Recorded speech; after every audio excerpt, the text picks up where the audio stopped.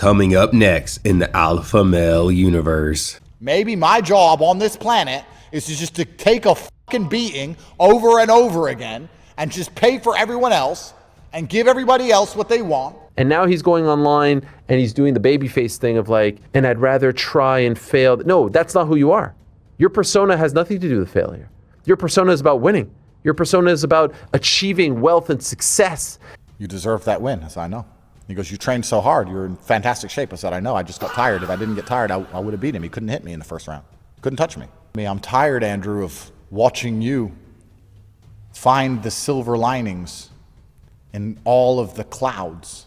You deserve to. Wah. For someone like Andrew Tate to be whining like a bitch, it's just so funny to see. So welcome back to the Bubba YouTube channel. Now the AMU, the Alpha Male Universe, has so many different characters in this wacky carnival show, but many have asked, where's Andrew Tate? Well, he's finally here, and I actually didn't make a video on this lane for the longest time because I thought like the whole topic of Andrew Tate was pretty played out. Like there are millions of videos with this guy talking about this guy, but you know what, now with him coping about this big fat L he took from a TikToker, I have to make a video talking about this. And this is actually a really special video because we have now hit 50,000 strong. I really can't believe that shit. Honestly, I would be grateful for just having 100. I remember when I made my first video and I saw 100 views, I was like, no way, I can't believe people actually care for this content. And guess what? We're 50,000 strong now. This is a celebration of your efforts because I couldn't have done this without you. So you know what? Let's get in the flow, stay together, and let's get this show on the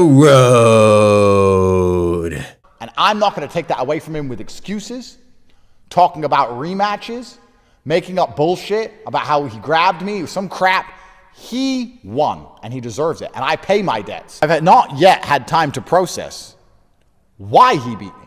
Okay, so I'll just quickly interject right here. When I first saw this clip of Andrew Tate, I was actually like, all right, he's taking his loss like a man. He's congratulating the TikToker for his success, beating that ass, right? And I was like, all right, I can respect that. Well, that turned out to not be the case. I got tired after the second round, and I don't know why.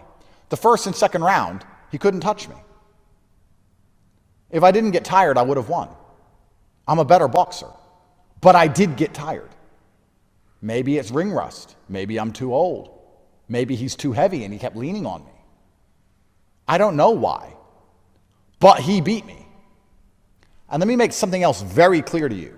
There's no way that Andrew Tate will ever have the aura he once did. I can't believe people actually glazed and gobbled him enough to think that he was like some amazing boxer or whatever. There's a ton of research out there to suggest that his boxing record is total fugazi, and I'll probably take a look into it and share it with the Bubba army. But long story short, he's making up excuses for why he lost. He's a sore loser, he's a poor sport. He got his ass beat by a TikToker, someone who he hand selected thinking that he was going to easily win, and instead he got mollywopped, he got dog walked. And I just think it is a really poor look to say that you are a better boxer, you are better conditioned than the TikToker, but then you say you got gassed after round 2 or in round 2. I mean, bro, you didn't train at all if you got gassed in round 2 claiming you're a professional boxer. You're a professional lame. Is it fair to say that the greatest fraud check of all time happened on Saturday when Andrew Tate lost to Chase Demore? He should have never taken this fight. If there was any sort of doubt about him winning, he should have never taken this fight. And now he's going online and he's doing the babyface thing of like, and I'd rather try and fail. No, that's not who you are. Exactly. Honestly, Andrew Tate is being cooked by Andrew Tate. When we look at this tweet that he had once tweeted, it says that, what do you call someone who loses? A loser, right? He's suggesting that there's no such thing as a participation trophy in life. So he's really just being utterly humiliated by his own standards and what he set for others. Oh, but conveniently, when he loses, he wants to change the story. He wants to change the script. Well, you have to reap what you sow when you talk a big game. fame. It's honestly always better to be humble in life. It's always better to demonstrate humility, because guess what? Eventually, karma's gonna get you and you are gonna get destroyed. And failed. No, that's not who you are. Your persona has nothing to do with failure.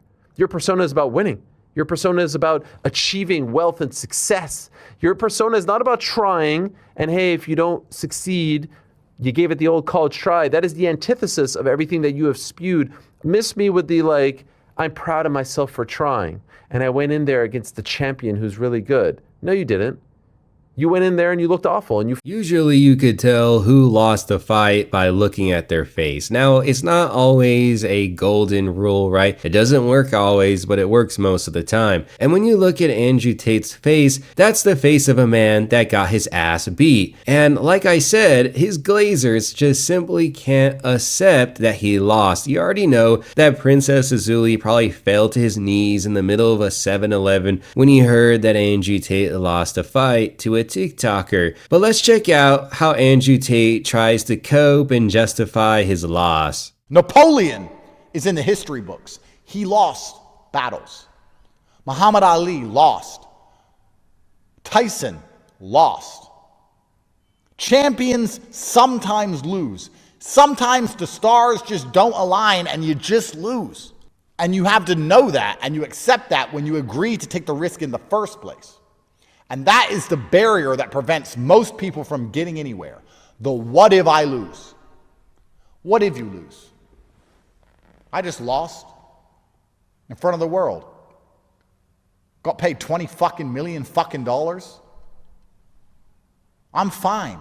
Well, I can't disagree with the sentiment that a lot of people are scared to try because of a fear of failure. I think it's hilarious to watch Andrew Tate try to put himself in the same conversation as Napoleon, Muhammad Ali, and Mike Tyson. I mean, that shit is just a crazy level of narcissism. I don't know how one man could ever compare like his TikTok exhibition fight with Napoleon, who was attempting to conquer all of Europe. Like, that shit is just crazy, bro. And I love how he tries to just like make himself feel better that he made $25 million. I don't know if he did. I don't know if he didn't. But to be honest, no one really cares in life about how much money you have other than gold diggers and just lame dudes who think if they like can glaze and gobble that they'll get some of your breadcrumbs. Like, generally nobody gives a fuck about your money. They care about what you've accomplished and what type of man you are. And no one respects Andrew Tate after this. But staying active till 39 is very different than coming out of a 10-year retirement at 39. If I was 23, would I beat Chase? Of course. Would I have beat Chase 3 years ago before the Romanians threw me in a fucking jail cell and forced me to sit in my house for 3 years for no reason? Yeah. Am I bitter? Am I going to sit here and cry that the Romanian government, the most corrupt government in the fucking EU, stole my prime years, my last years I could fight at my best? Am I going to cry about it? No. You can't undo moves in life. Tristan said to me, "What happened?" I said, "I got tired. I don't know why." "You deserve that win. You've been through so much." No one on this planet deserves anything. You're not entitled to anything. Everything must be fought for. Everything must be earned. I think that's hilarious that Andrew Tate just wants to feel bad for himself that he had to spend time at his house while he was under house arrest. He could have bought a fucking treadmill if he didn't already have one and ran his ass off on that treadmill. His issue, right, that he wants to complain about is that he had like no cardio. He had no stamina to keep on going after round 2. Well, that's your fault for not training hard enough. I mean, this guy was literally at his house, and let's not pretend that he has like this tiny house. Like, he's got like a whole estate. He's got like an entire compound. So this guy could have been training at his house. He is just making excuses, and it's really rich for someone like him to make excuses for himself when he's constantly criticizing people for making excuses. It's just like, oh my God, man, this is literally karma. Why did I get tired? I don't know. It doesn't make sense. The only thing that makes sense is that I was not supposed to win. Why was I not supposed to win? Maybe the win means more to Chase than it would have mean to me. Maybe Chase couldn't handle the loss. Maybe God decided, you know what, Chase has been through enough with mocking and things on the internet. Chase doesn't need the loss right now. Andrew can handle the loss better. Maybe God decided. Maybe if I won, we would have went out and celebrated that night, and Tristan would have smoked a bunch of cigars, and maybe he would have died 1 minute earlier. And maybe I get an extra minute with my brother because I lost. And if that's the case, then I'm glad I lost. You have to have faith in a higher power. There's a lesson in all of this. If God decides that for some reason he's going to instantly gas me when I was in perfect physical condition so that I lose, then I have to accept God's decision. And I'll take the punches in the face like a man. And I'm not going to bitch. I'm not going to complain. And I'm not going to cry. I'm going to take it.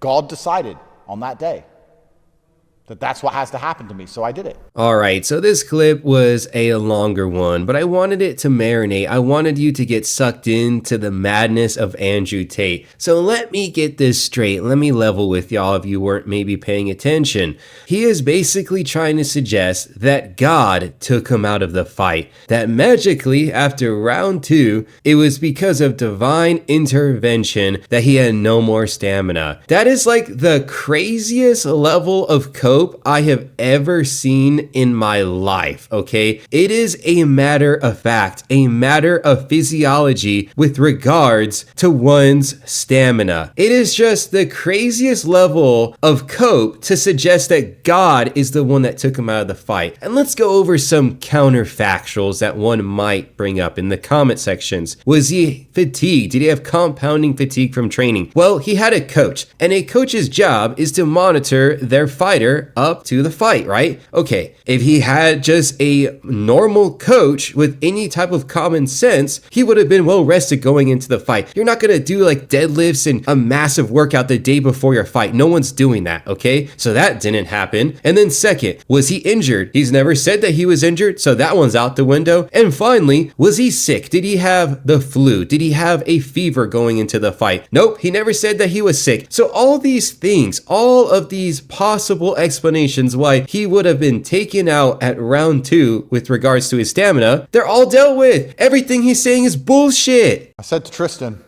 the universe probably owes me this win, you know? I've been through so much. God and the universe probably owe me this win. I'm going to train my ass off, but after all I've been through, they'll give it to me. Big bag of beatings with my name on it. Maybe my job on this planet is just to take a fucking beating over and over again and just pay for everyone else and give everybody else what they want.